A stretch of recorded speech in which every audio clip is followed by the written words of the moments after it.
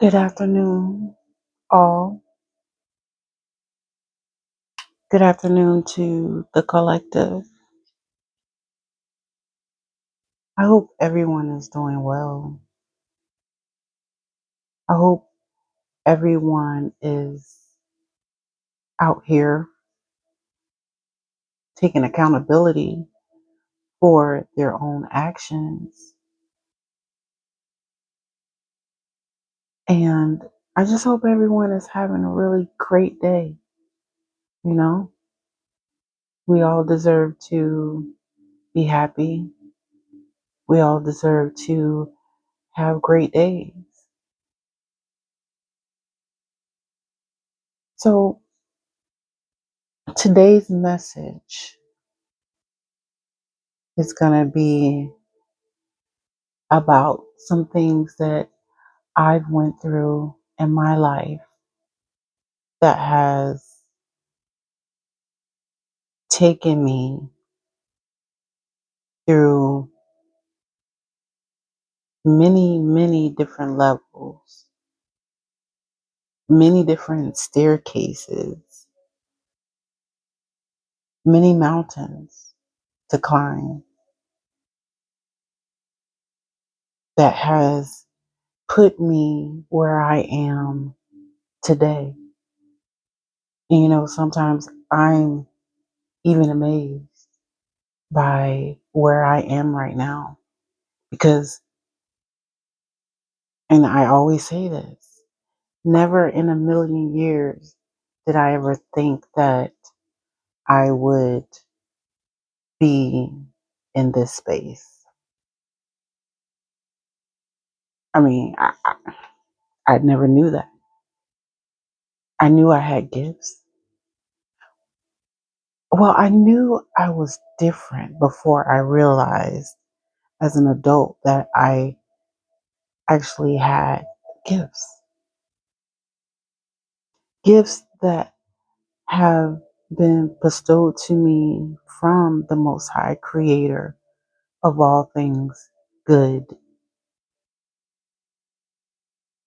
You see, He has always been with me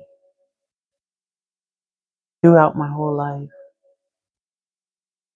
And from my early remembrance of being alive. And I would have to say I was, I say 5, but I'm thinking I could have been 3 or 4 if I want to go back to early remembrance of my life. You know, this message that I'm about to get into, um, it may resonate or you may be able to say, yes, this has happened to me, or maybe not.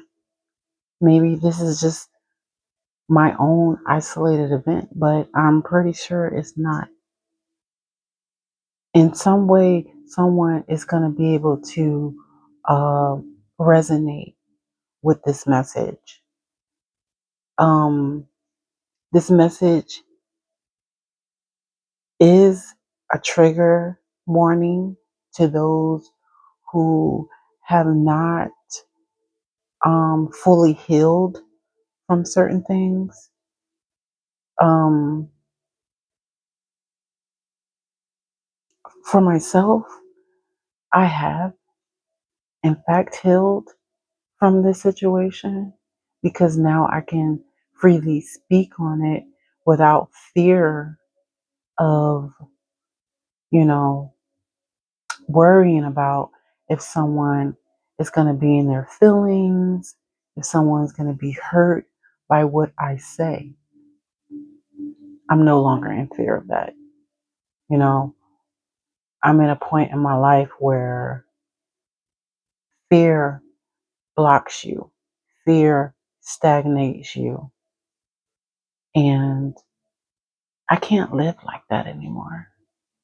I just can't. I have to be true to myself first if I'm going to be uh, a truth speaker and truth teller for the collective, for the people I interact with on a daily basis,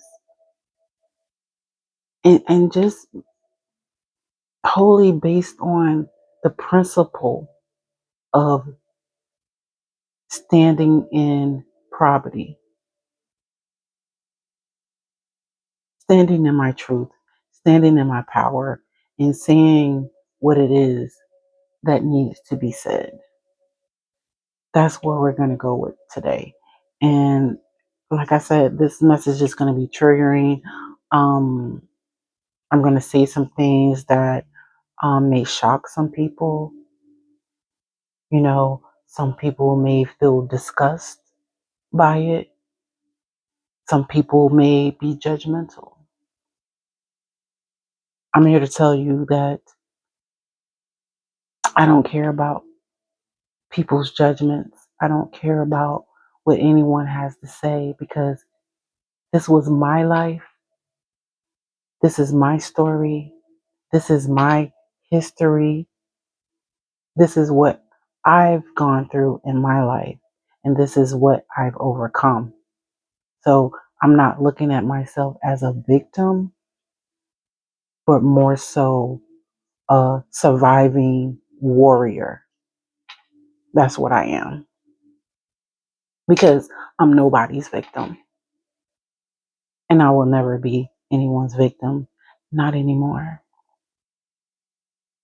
It's about me. And it's about me moving ahead in the second half of my life. Yeah. So I may curse in this reading. I mean, I'm going to say a lot of things that may be triggering, but at the same time, I'm going to show a lot of love in the situation. But I'm also going to be real with it as well. Yeah. So what I'm going to talk about has everything to do with the person.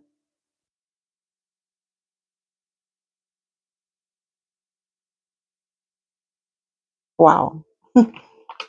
um, I'm going to talk about a person who um was my guardian because I'm really not sure if this person was my actual father, birth father.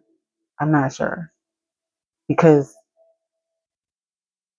he never really treated me as though I was. Being the oldest, being the firstborn child, you would think, you would have that bond with your father. Let me just say this because some people are going to assume I have father wounds. I don't have any father wounds. I did, but I healed those. So those wounds are definitely healed. I don't have any. Yeah, I've mastered that, and I've stood in my power. So let's get to it.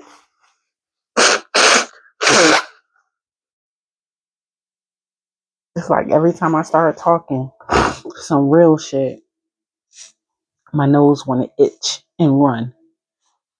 Like, stop it, stop it, stop it. Let me get this out because I don't know how long this gonna be, but we gonna get it out. Let me put my timer on just so I can know. I've already talked for almost 10 minutes. Okay, so my father was a warlock who hid behind religion. He hid behind Islam. And He thought he was clever, but in actuality, I always knew what my father was, even as a child. And maybe as a child, I even questioned it. And maybe that was the beginning of him abusing me spiritually the way he was, the way he did.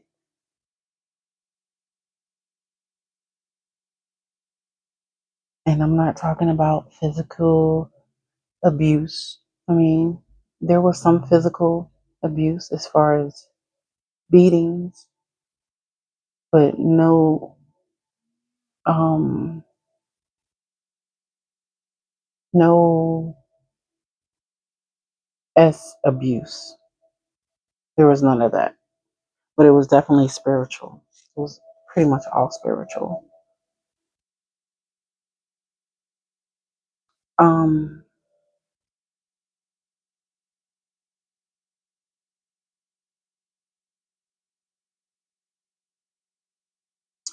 so yeah, so yes, my father was a warlock who hid behind religion, who pretended very well that he was this upright, upstanding person.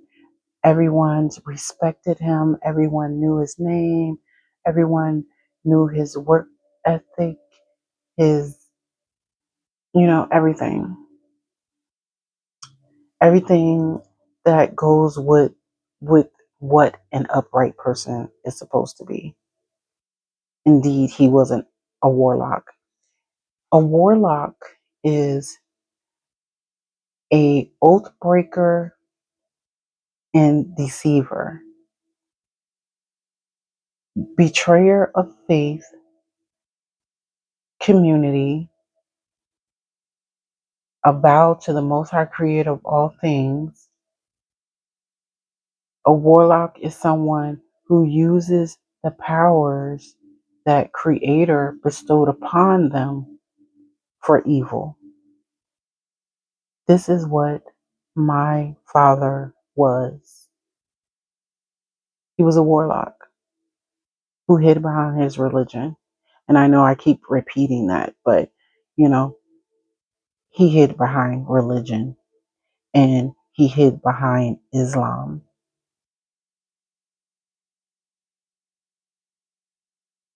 He hid behind it because he wanted people to look up to him.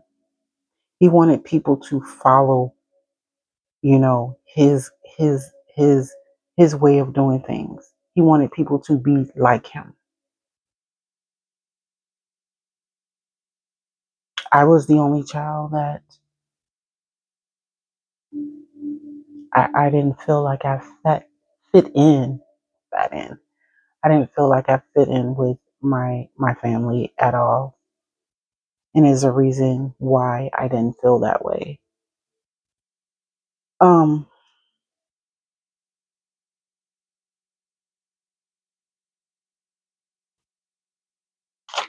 like I said, this is gonna be a long message, and I did take a lot of notes. As you know, today is July 7th. I don't know, they call it the 7/7 portal. Um, or maybe, it could be significant for today because, over the weekend I went within and I did some introspection. I received some downloads. I received some clarification from things of the past, things that and I just seen a cardinal fly by the window. So I know my ancestors are definitely with me. I mean, this message is going to be very triggering. So I just need to warn people, yeah. And in no way anything that I say, anybody try to take what I say and try to possibly 5:33 on the clock, the timer, um, use against me. Um, Whatever you try to do to use against me as far as what I say in regards to what happened in my life, the truth about my life, you can't hold that against me. I've already accepted it. I've already accepted that side of me, and I put it in my past. But I'm being guided here today on this 7/7 portal to let go of the fear of hurting someone's feelings when they have been hurting my feelings my entire life. And then they try to gaslight me to make it seem as though I'm losing it. Like I'm in my head, I'm crazy. I'm thinking off the wall things. No. No. I know what my gifts are. I know what my capabilities are. I know I'm a good speaker and I know how to use my words very well. So, seven, the number seven represents the seeker, the thinker, and the investigator of the truth. Universally, it's associated with deep wisdom, introspection, spiritual awareness, and analytical prowess. People influenced by this number typically prefer solitude. They rely heavily on their intuition and value knowledge above material gain. With that number increased, double, triple, quadruple, whatever, it intensifies that meaning.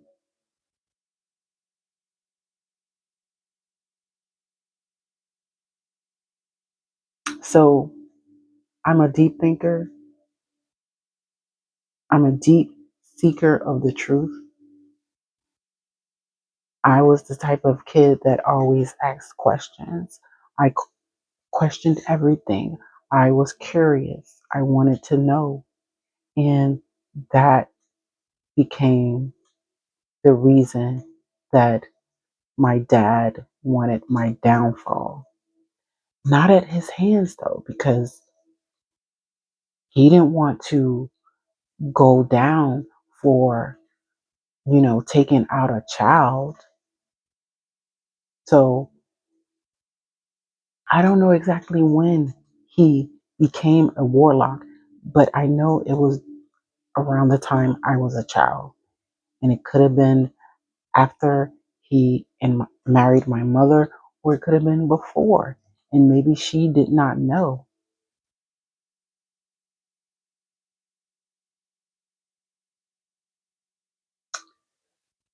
So let me just get into the story.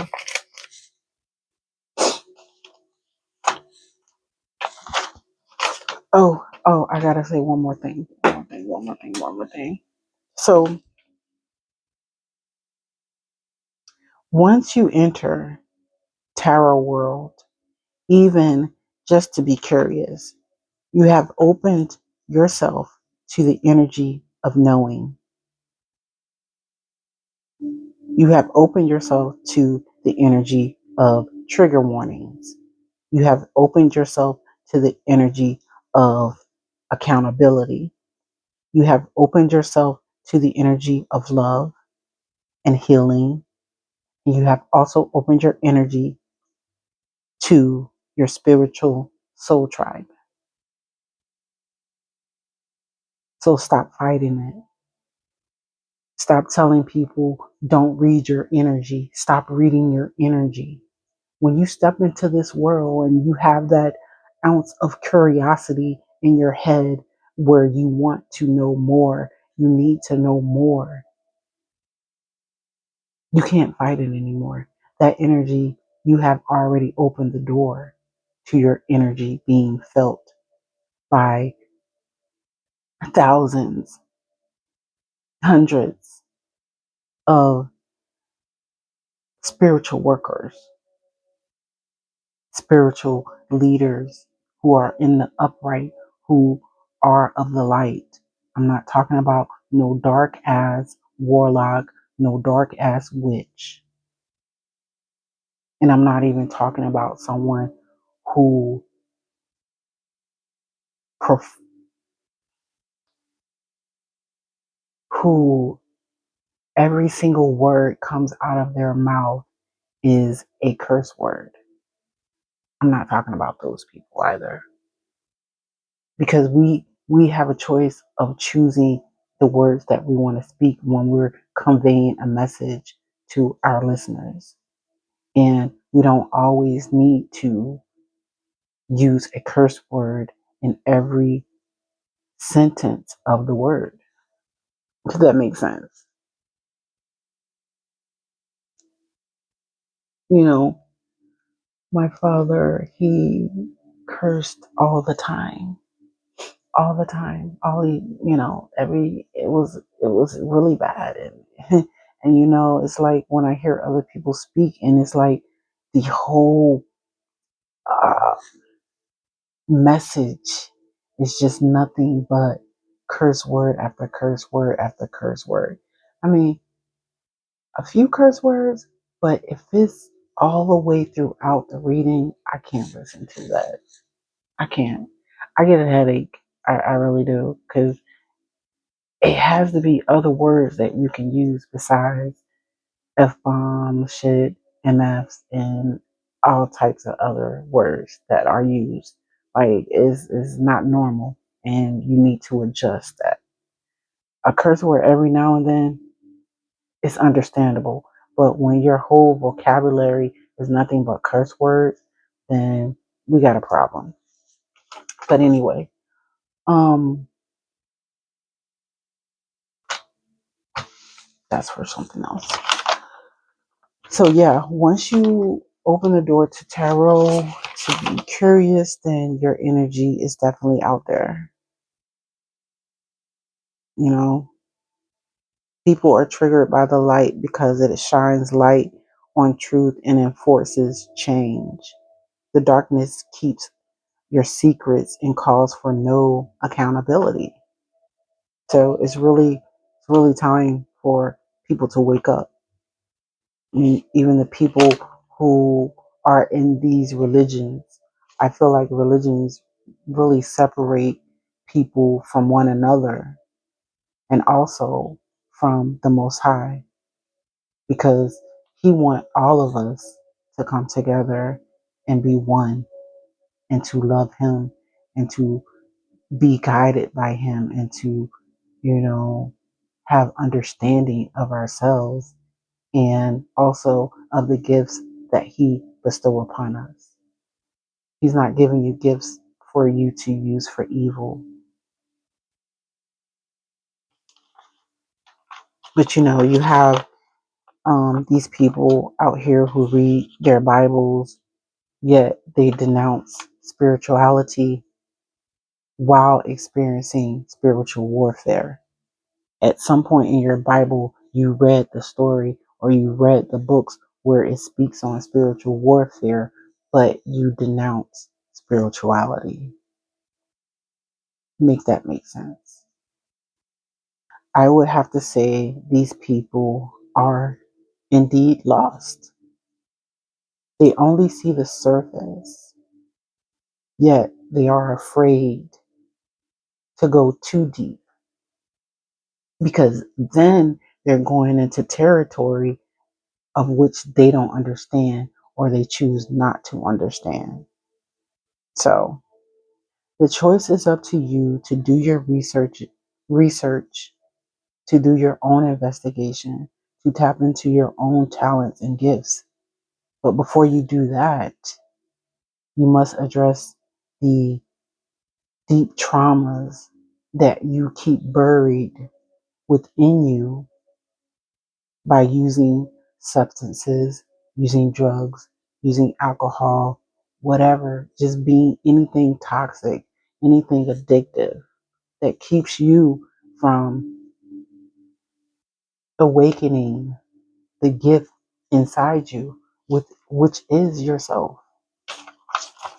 We have to be more aware of how we move each day and how we speak to our viewers each day, because that says a lot about who we are as a person, and it says a lot about how we represent for the Most High, creator of all things good. I know this shit is definitely making sense. So ingest it and take it in love. Okay.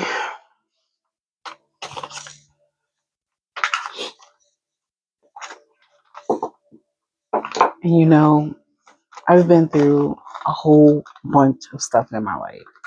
A whole bunch. But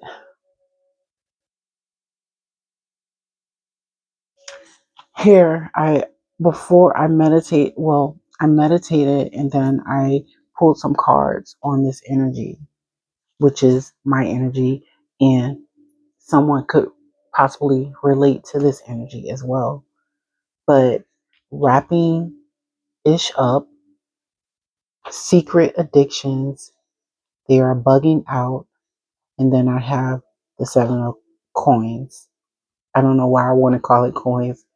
I don't know. It sounds better rolling off my tongue, I guess, versus saying pentacles. But the seven of coins. Um, the seven of coins represents your hard work. Looking at everything that you've built, you're building, and then stopping and taking a look at it and seeing how far you come, but also wondering if is it worth it? Is it worth it to keep moving forward? That's for me. That's for me.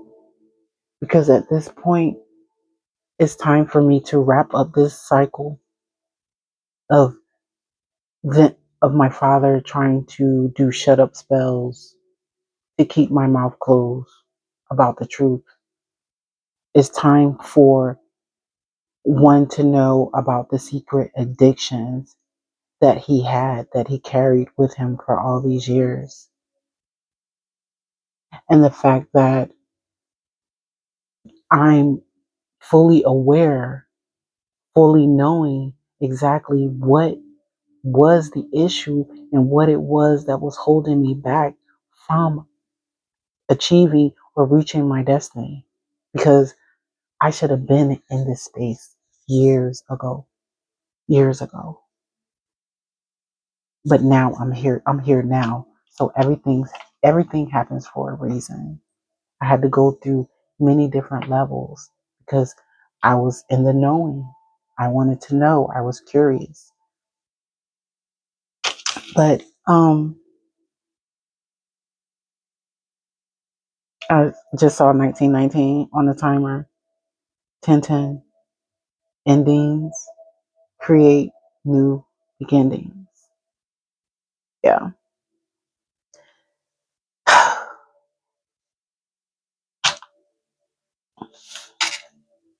So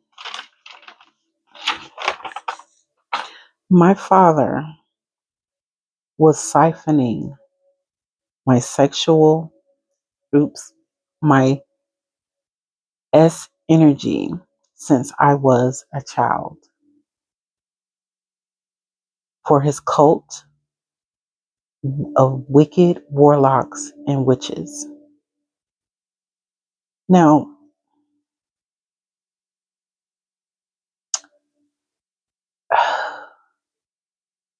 when I was a child, I'm gonna just stop right there because everything that I need is on here. my notes of where I need to go with this, so everything doesn't seem all jumbled and bungled up. So as a child, I was a very um intuitive child, and my mother knew I was intuitive. Uh, she knew I was special. I remember a time, um, I must have been like 3 or 4, and my dad had bought bunk beds for me and my sister, because I think it was just me and my um the sister after me, or my little one. My other sister could have been boy. It could have been 3 of us, but I don't remember. Or my mom was pregnant with the third one. Um, but he bought bunk beds and he put them together, and he said I was going to sleep on the top and my little sister was going to sleep on the bottom. And I really didn't want to sleep on the top bunk. I really didn't, because I knew I was going to fall off. And I ended up having to sleep on the top bunk. And I remember falling off the top bunk. And I remember getting up, and I know they heard me fall off the bed, because I ended up getting up, walking into the living room, and they were sitting on the couch watching TV. And I stood there and I said, I fell off the bed. I told you I was going to fall off the bed. And they were like sitting there, like they didn't say anything. And I guess they realized, like, how did she know she was going to fall off the bed? And they probably thought, oh, she probably made herself fall off. But I was knocked out sleep. I was asleep and I fell off the bunk bed. So he ended up having to put the guards up on the bed so that I wouldn't fall, because I definitely fell off the bed. I don't think um, I don't know, maybe he wanted me to fall off the bed. I don't know. But yeah, um, absolutely. Absolutely. Um, and I just, I mean, I knew I was psychic. I knew they knew I was psychic, intuitive. I was a different kid, because it seemed like my aunts and uncles, or my dad's cousins, they would come over and they would, I don't know, sit and talk to me about stuff. Um, I don't know. It was just strange to me, because I really wanted to go outside and just play.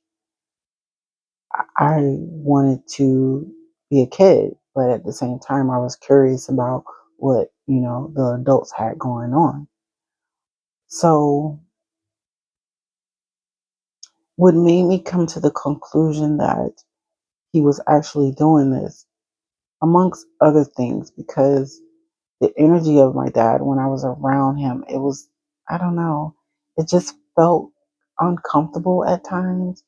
It felt like, you know, I felt like, I don't know why, I felt like I was a,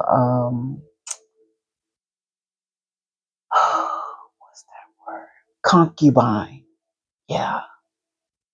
I felt like I was a concubine. And that is so weird, and it made me feel uncomfortable. And this feeling came as I got older, because he made me feel like, you know, I was obligated to be a certain way, and at that point I really started rebelling against a lot of things, because, you know, you we're not portraying, you know, a stand up, upright person, because not only were you married to my mom, you were out here sleeping around with other people. You were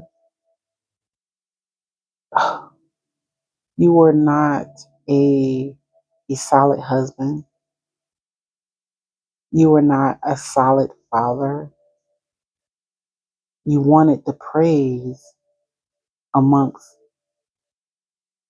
a group, and you wanted the praise of others to make you feel like you were something when actually you were just a unhealed, a, a still a unhealed little boy.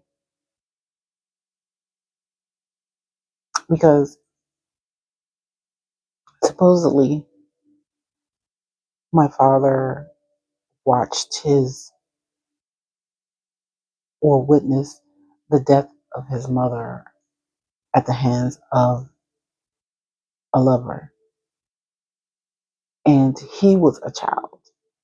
And I don't think he ever got over that. He ever healed from it because he ended up, you know, staying with family who were money hungry, greedy. These were people who also hid behind religion, but did evil, vile, dirty, manipulative things that they wanted to keep a secret, secret addictions. Um,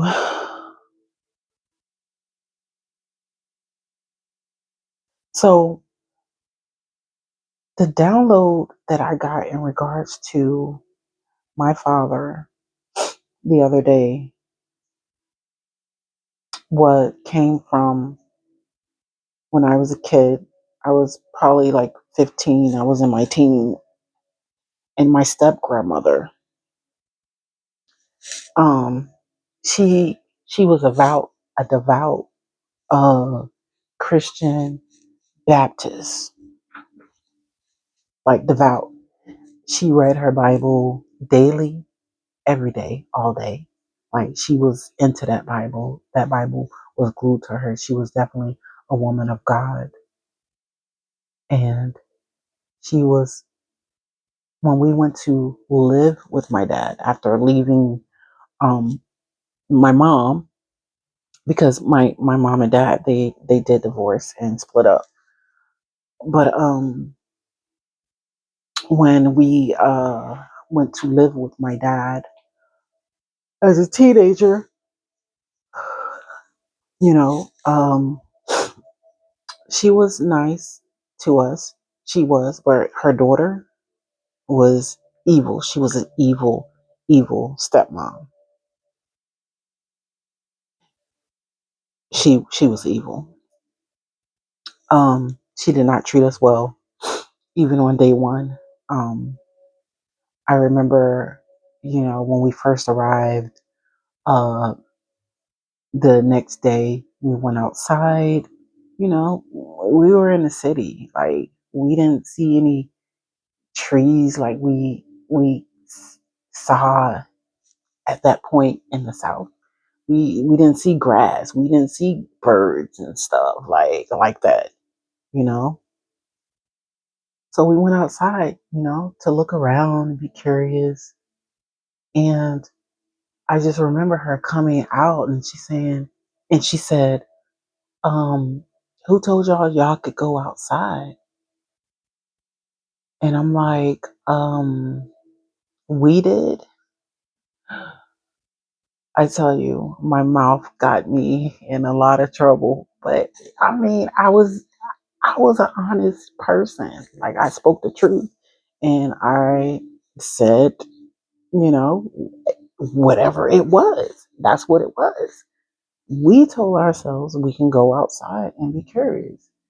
We didn't know we had to ask for permission to go outside in the backyard.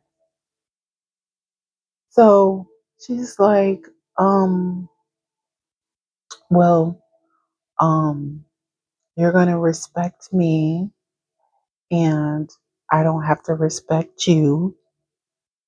And then she said, um, I could tell your dad a lie and he would believe what I say over you. So the wheels start spinning in my head, and I'm like, who, what did we come down to? Like, why, what is this? What is this? Nothing to wear feeling doesn't have to last.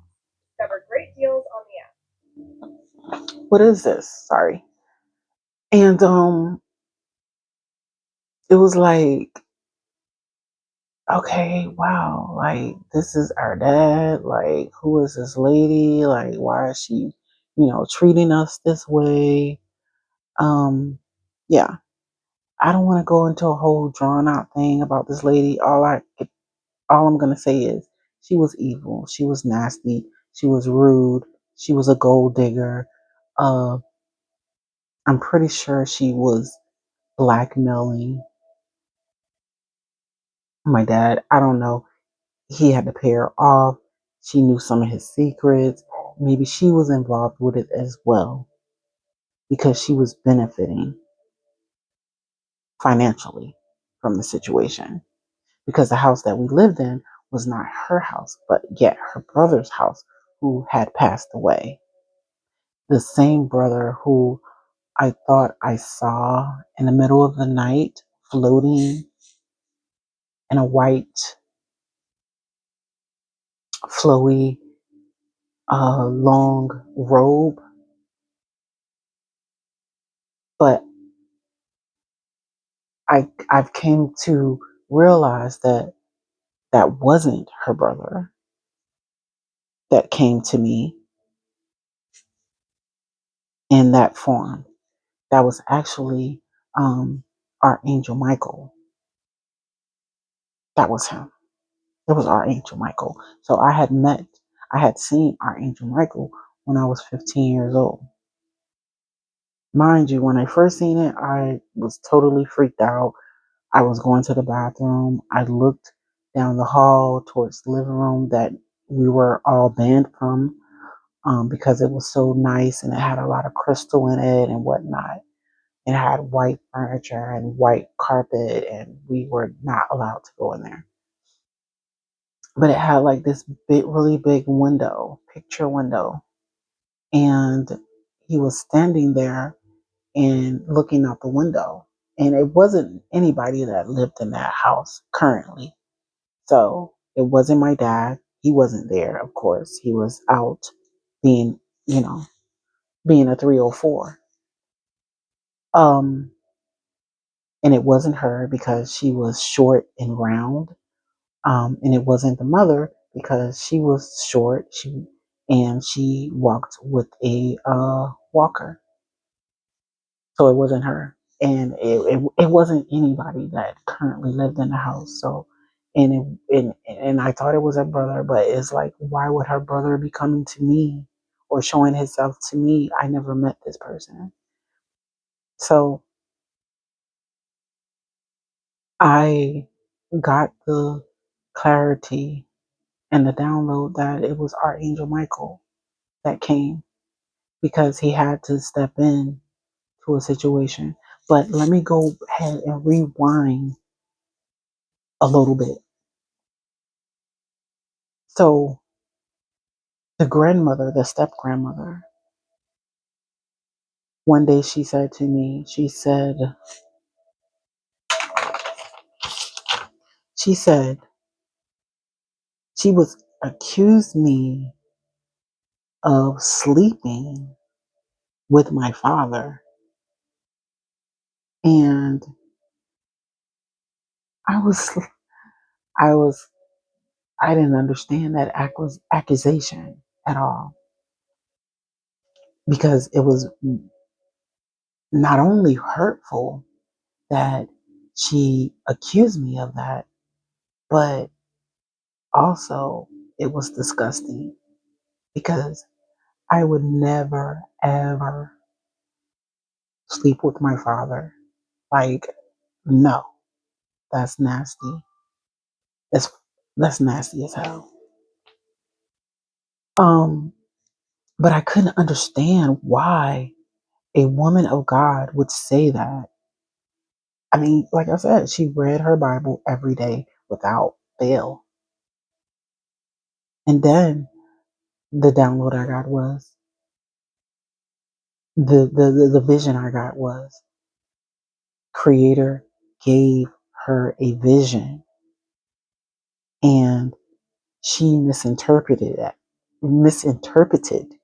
that and assumed I was a participant while being aware of that.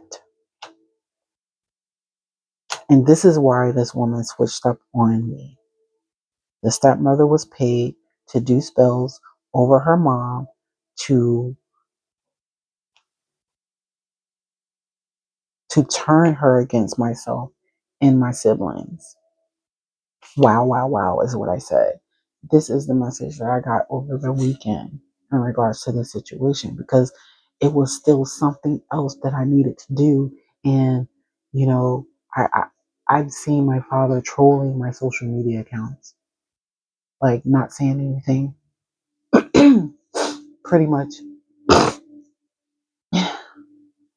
my entire, most of my family members who were in that sort of lifestyle, that cultish warlock witch lifestyle, were trolling my social media account because I was voicing this truth, and they were afraid about what I was going to say next. See, I was always the person that always said what was on her mind. Even when my dad was trafficking drugs and was hiding it in the ceiling of our um, house. Now, I remember one day before we had a raid, before we got raided, and my mom was like 7 months pregnant with my twin brother and sister. Before the house got raided, he was putting big, big ass bags, big bags of Mary Jane, stuffing it up in the ceiling. And I just remember seeing it and saying, I said, is that reefer? Is that reefer? And I remember him slapping the dog shit out of me. I'm just an honest kid. I'm what, 6 years old? 5, 6 years old, maybe 6 years old at that time. Didn't know nothing about no reefer. I mean, I knew exactly what was going on, but I didn't know at that time that it was wrong. But by him abusing me in that way, he ended up getting raided. And this is how I know the Most High always stepped in on my behalf for anyone that was trying to come against me, trying to hurt me in any type of way.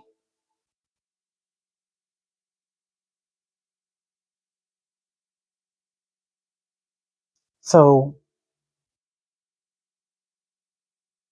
this step grandmother, you know, when we were, you know, living there, she went to church every Sunday. She went to Bible study. She went to the all the church functions. She was there, right? And she was proud to say, "These are my grandkids. These are my grandkids." She even had us singing in the choir. We would travel.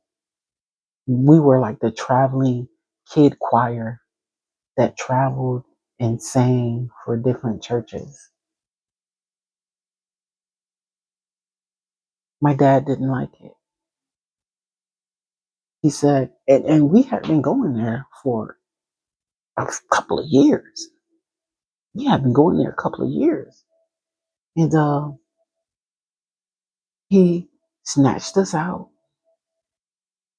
of her church and started taking us to the masjid, to the temple, the Islamic temple, because he felt like we needed to know about Islam.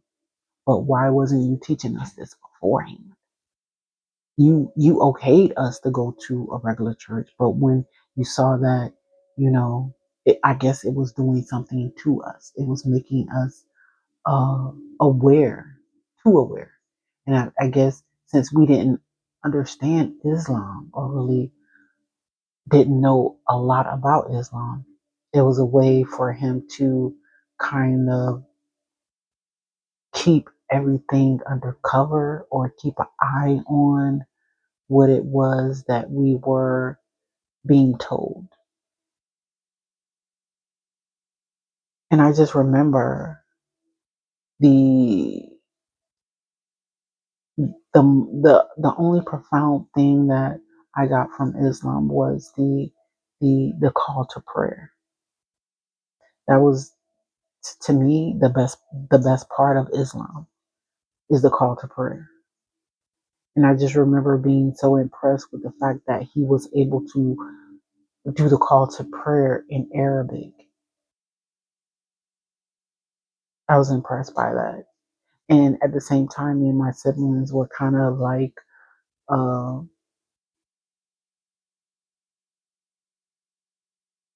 thought it was funny in a way because we, never heard him speak Arabic and it just sounded so strange to us.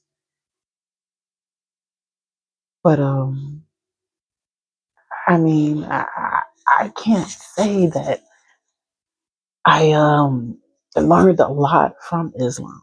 I can't say that I did, but I was always much more rooted in um, the Christian, the biblical way. I connected more so um, to um, my step grandmother's side of religion. But at the same time, when my mom and dad separated, my dad had went to prison, and my mom was taking us to church. Um, she was even, I mean, we didn't even know, about Christmas, any type of holidays. Like that was so um new to us. We never knew it existed until, my dad went away and we started having all of that. But not to venture off, I mean, this is like a whole, this could really be a book. I mean, a huge book, a really big book. I mean, I don't really know how to um put all of this in order. I mean, I do know how, but it's like I just need to get this off of my conscience so that I can continue to move forward in my life. I have to wrap this up. So, um, and actually, I was supposed to, um, you know,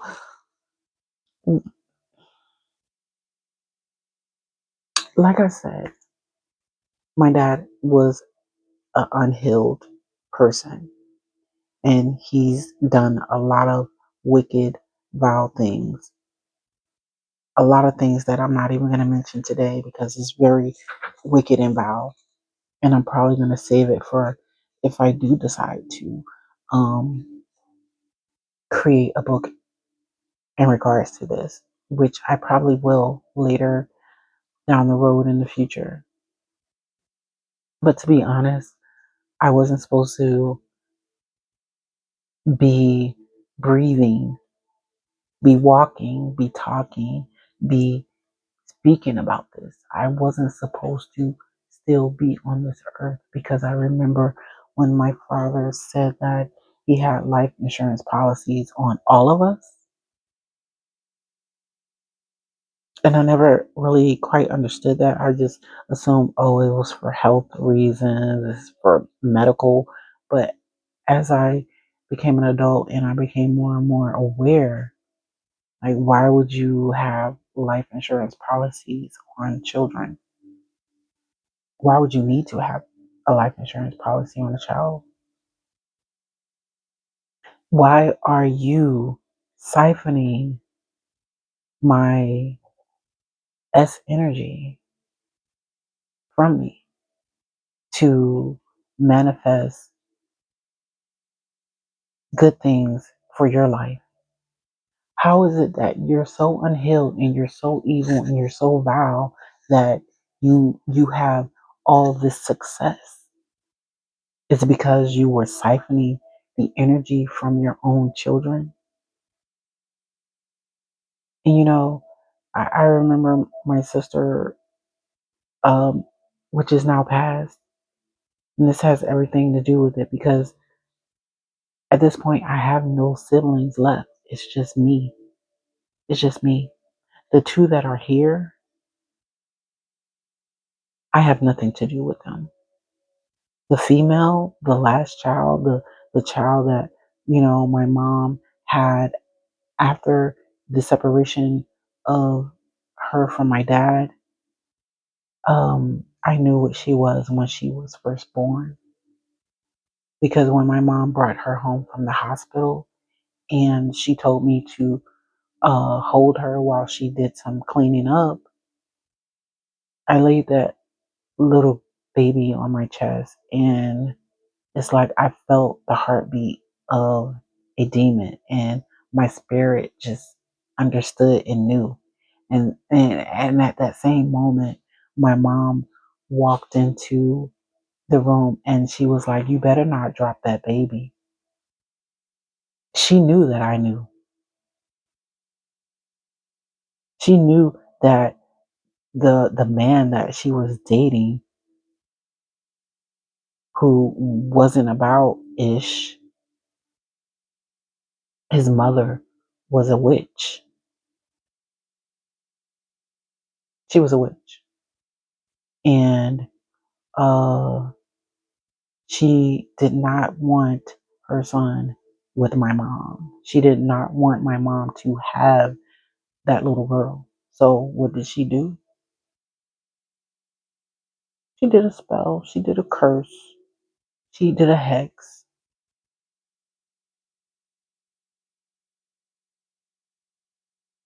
After that, my mom, she had to leave. She had to leave and she had to go back home. She had to go back home because everyone there that she could count on, that were her friends, were now turning against her, now turning their backs. And I just remember we went to church one night and she invited her friend to come. The friend tried to fight. It was like, no, I don't want to go. My mom was like, just come here. My mom, she sung in the choir. When I first heard my mom sing, I just I was just blown away because I didn't know that she could sing like that. It was just like beautiful.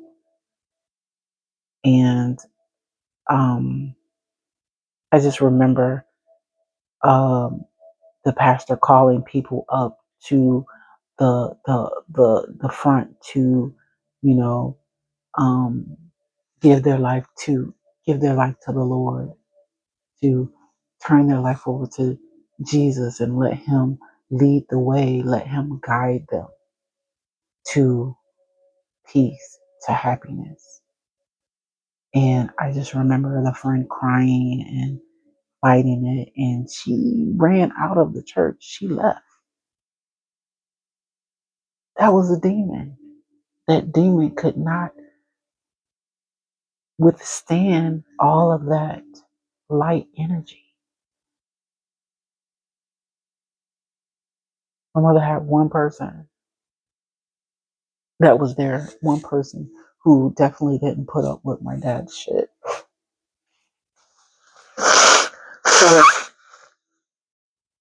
But yeah, so so the reason why I think, well, I know, I don't think I know. So I'm not even going to say think because I absolutely know why he was doing it. He was siphoning my sacral energy to build his life, to build his status in life. Because an unhealed person cannot achieve um, the feats that they um, go through by just being themselves. And as you can see, I'm having system issues right now with my music, and my whole being is based on music, sound. I love music. I love sounds. Um, Something that's too quiet, I cannot do. I can't do too quiet. Um, I have to have some sense of something going on, something moving. Energy always has to be moving in me and around me. And I hope I'm not flipping back and forth too much, but maybe I'm allowing Creator to guide me with this. So I'm gonna go back to my childhood. Um, I was probably around 5 years old, and I just remember my parents having these parties, and they would be drinking. And that's funny because my father said he never drank. But I just remember there being drinks at these parties. There there being drugs at this parties. There being couples at this party. And um they would be watching porn, like these couples together. Like they will be watching this stuff. And, as a kid, we had a small house. I would, sneak out of my room to see what all the laughing and the fun was about. And I came out and I peeked and I saw that they were watching cartoons. And I'm like, why are adults watching cartoons? And then I further viewed and realized that the cartoons were doing sex. So I'm like, how in the world? Like, what kind of cartoon is that? Because this is not my regular Saturday morning cartoons that I would watch. So they would have these sex parties. I keep saying, oh, they would have these sex parties. And I don't know if a spell was cast over my mom. I don't know.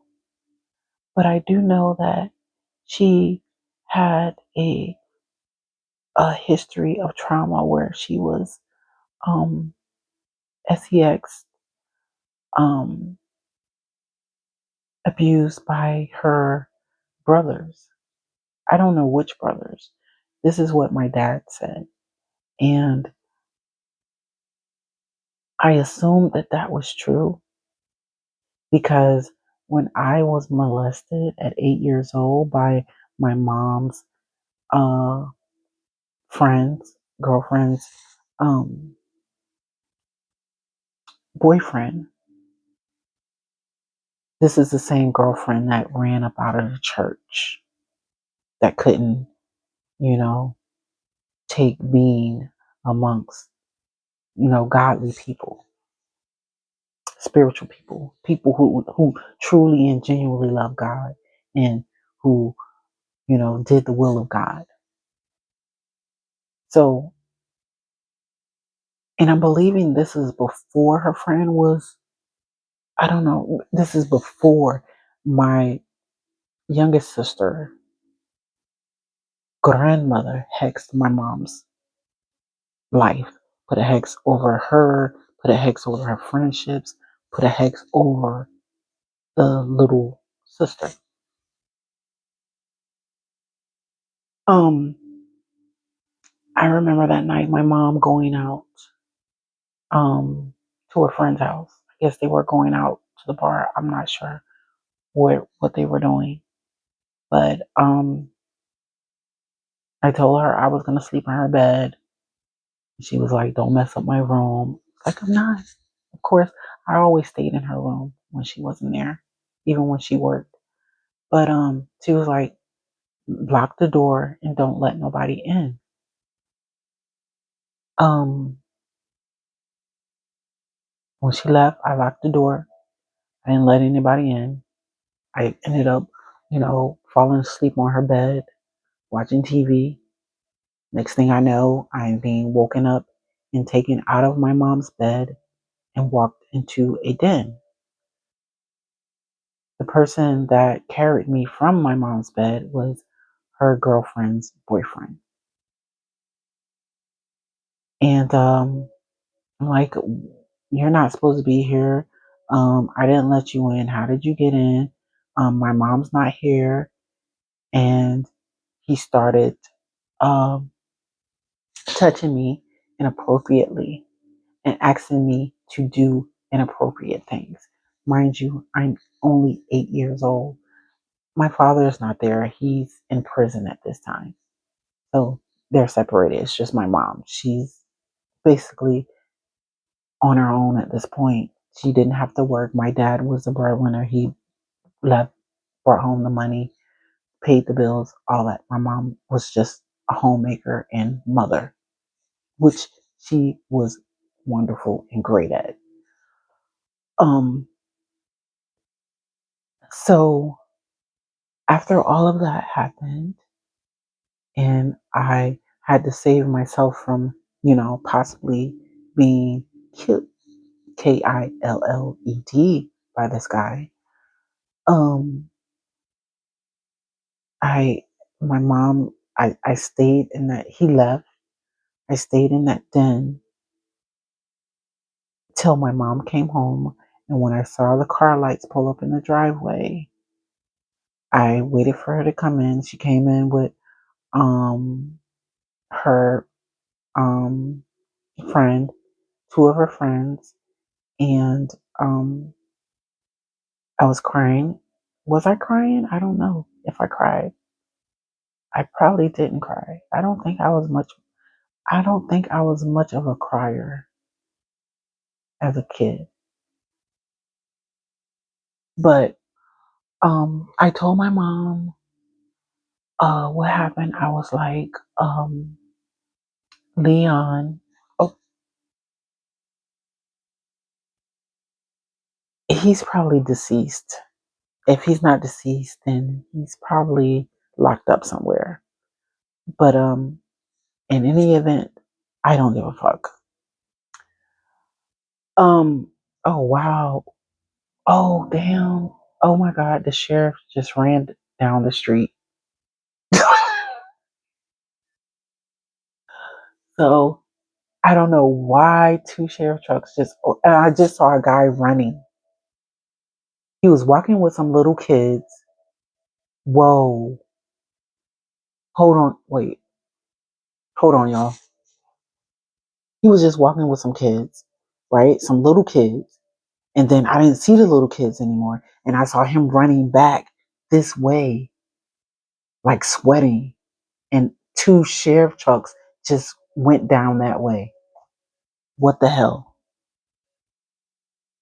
So this dude was definitely a pedo. Not only did he do this to me, he also did this to his own child, his own daughter. Um, I went through a lot of that growing up, being touched by family members, boyfriends, being touched by, yeah, family members, boyfriends, their friends. my friend's stepdad. Like it was just it was a lot. It was a lot. My siblings being touched, like weird ass shit. Even um, being that 5-year-old kid, going back to where I saw my parents having these sex parties. Um, wow, that just like what I just saw, like, yo, that just confirms that this guy was indeed a pedo, and he probably was caught and locked up because two sheriff's SUVs just ran down the street, and there's never any sheriff's vehicles over here. So something happened. Um, but being a 5-year-old, I remember sitting at my art table and drawing a image of a nude male and female. And, like kids do, I went and took it and showed it to my mom and dad, like, look what I drew. Not thinking it was wrong. They looked at it and was like, I don't even remember what they said. But they quickly hid it away. They hid it. And I think that was the beginning of my dad, my father, siphoning my energy because my step grandmother had that vision of me having relations with my dad. Like, disgusting. I would never, ever, ever have those types of images about my dad, period. I would never even do anything like that. So she was given a vision because obviously she was a woman of God. Like, she was serious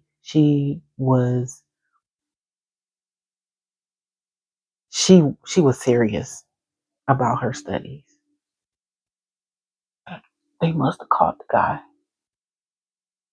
That was fast. That was a quick sweep.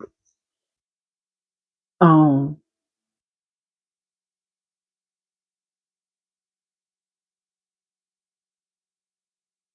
Damn, that's crazy. Pedos in the neighborhood. For a minute when he was running by, I thought he was gonna run up over here. He ain't coming up in here, baby. I got that lead for your ass. But I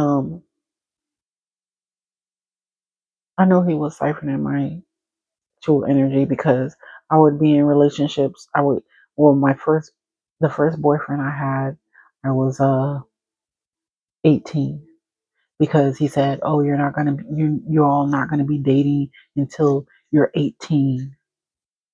So all of the time between there, you were siphoning our actual energy, but at the same time, you were not giving us, the proper guidance when it came to dating, when it came to picking the right person, or asking the proper questions when it comes to relationships. You pretty much told us, don't get pregnant, don't be no prostitute, don't dress like a whore. What kind of guidance does a father? What kind of guidance is that for a father to give his daughters? And then you force us to wear long pants all season. We couldn't wear shorts. We couldn't wear skirts. We couldn't wear dresses. We had to wear pants.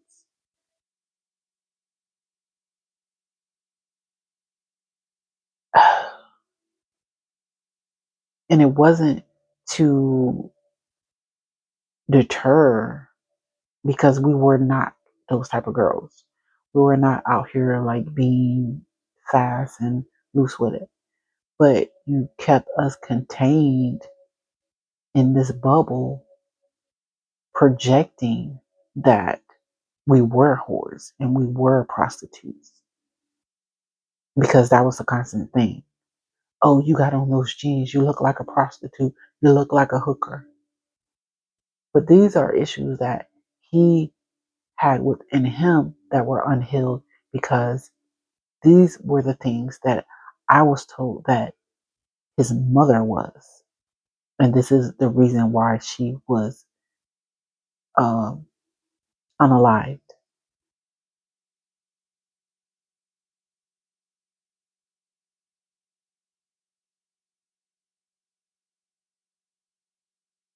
You know, the first boyfriend I had, he was maybe 7 or 8 years older than me. I was 18. He was a total bum, total loser. I didn't know any better. I didn't know how to choose a guy. I never had experience with a guy in that sense. I've always uh, been in a situation where I had people take advantage of me and my actual energy. And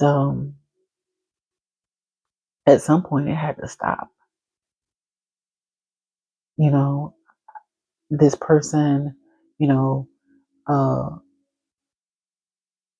abused me physically, tried to abuse me mentally and emotionally. And these are things that I told my father about. But did he go and confront the guy and say, "Why are you doing this to my daughter?" No, not at all. Not at all. Not at all. Because it continued to happen. Even though I walked away from this person, we lived down the street from each other. So he can come and find me whenever. Or if I was out, if I had to go to work, he would figure out a way to find me. And this is when I, decided that I was going to go into the armed forces. I had to get away from all of it. I had to get away from my father trying to have total control over my life, not being that father figure, not standing up for me as a father when it came to the opposite sex, abusing me physically, emotionally, mentally, because at the same time, my father was abusing me spiritually. He was taking from my sacral chakra, and I feel like he thought that he was entitled to that because I was his child. But I remember being 12 and my mom saying that he wasn't my father. And I'm trying to go on a tangent about who actually is my real father. Because in all actuality, I felt like I never fit in. I keep saying fat. I never, I don't know where that is coming from. But I just feel like I never fit in with my other siblings. And it's strange because I don't even have my dad's last name. I have my mom's last name, and my third oldest sister, she doesn't even have my dad's last name. She has my mom's last name as well. So I'm wondering, was my mom um hexed or cursed to be a part of this cult, and maybe uh, she had a, a maybe my sister is by not by my father, but by someone else. Because if you look at us, we all have similar looks, but some of my siblings are more so aligned with my dad. And I don't look anything like my dad. I look more so like my mom. And for many years, I always assumed that he was treating me a certain way because I looked like my mom, and maybe he was upset with my mom because she divorced him and left the house and sold all the material stuff because his side of the family was not honoring whatever uh promise that he told them to make sure that his family is okay. They didn't stand up to that. And I just remember my dad's cousins saying to my mom that we will help you if you sleep with us. Like, no, my mom was like, no, I'm not sleeping with you. Like, I will go out and get a job and do for my kids the best way I can, but I will not put myself in that situation. So I'm truly believing that even my father's side of the family, cousins, whoever those disgusting people are, they were all complicit to everything that was going on. Like I just, I just feel like it's very unfortunate that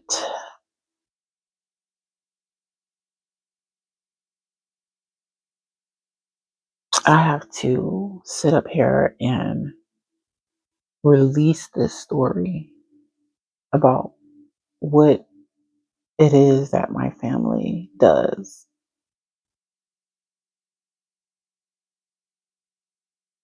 But there's there was another time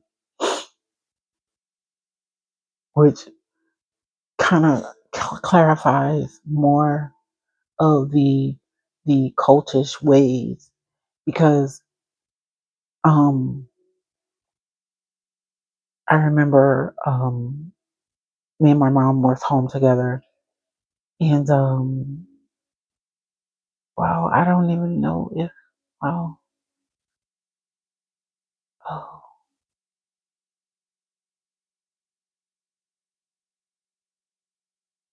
so dang, whoa, oh man. So me and my mom was home one day afternoon. It was a sunny day. I remember I had this alphabet board, and I remember, back then, you know, nobody really locked their doors. You know, they didn't lock their doors. They didn't really have, you know, a issue of somebody just, you know, walking in the house unless they knew that person. But a man walked in. It was definitely my dad's friend, and he walked in the house. I remember my mom saying, my dad was not there, and she called him by his nickname that his friends called him. And I remember the guy just grabbing my mother